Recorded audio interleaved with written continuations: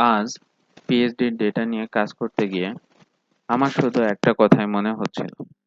এই যে দলিত সম্প্রদায়ের মানুষগুলো, বিশেষ করে মেথর সম্প্রদায়ের লোকজন, এদের শিক্ষাগত যোগ্যতা অনেক কম।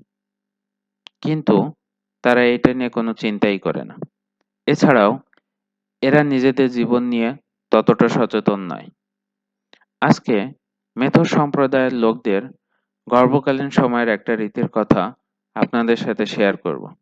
সেটা হচ্ছে অমাবস্যা, পূর্ণিমা, সূর্যগ্রহণ বা চন্দ্রগ্রহণের সময় এ সম্প্রদায়ের মধ্যে গর্ভবতী মহিলার উচ্চতার সমান একটি সোজা পাটখড়ি এরা ঘরের সামনে রাখে। যেখানে পাটখড়ি পাওয়া যায় না, সেখানে তারা দড়ি বা সোজা পাইপ রাখে।